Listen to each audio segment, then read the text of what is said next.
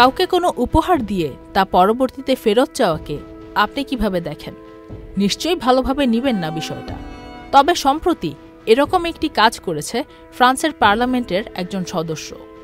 যুক্তরাষ্ট্রের কাছ থেকে তিনি ফেরত চেয়েছেন স্ট্যাচু অফ লিবার্টি। ফরাসি ওই পার্লামেন্ট সদস্যের নাম রাফায়েল গ্লাক্সম্যান। তার যুক্তি হল, ভাস্কর্যটি যে মূল্যবোধের প্রতিনিধিত্ব করে, আমেরিকা আর তা ধারণ করছে না। Let's make sure we never, ever let the Trump and Musk fan club into our country. Rendez-nous la statue de la liberté.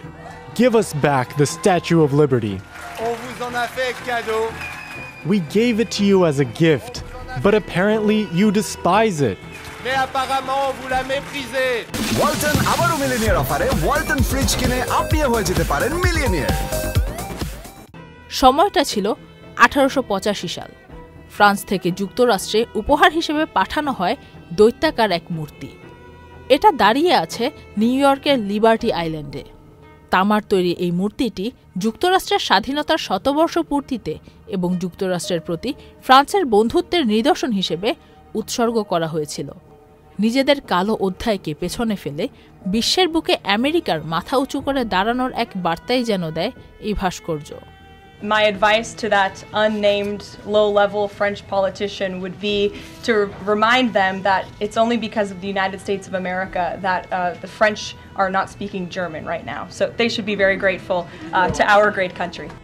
যে কারণে ফ্রান্স আমেরিকাকে ওই ভাস্কর্যটি উপহার হিসেবে দিয়েছিল, এখন সেই মূল্যবোধের মর্যাদা দেয় না ডোনাল্ড ট্রাম্পের সরকার।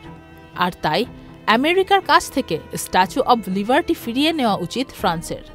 রবিবার এক জনসমাবেশে এই দাবি করেন ফ্রান্সের বামপন্থী রাজনীতিবিদ রাফায়েল গ্লাক্সম্যান।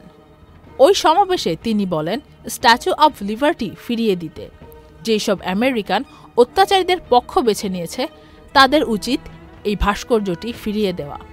তিনি আরও দাবি করেন, এই ভাস্কর্য আমেরিকাকে উপহার হিসেবে দেয়া হয়েছিল, কিন্তু তারা এখন সেই ভাস্কর্যের মর্যাদা রাখতে পারছে না। তাই ফ্রান্সেই সেই মূর্তি ঠিকমতো থাকবে।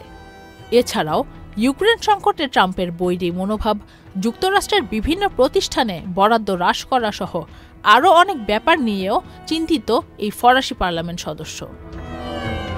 Faria Ahmed Khan, channel I.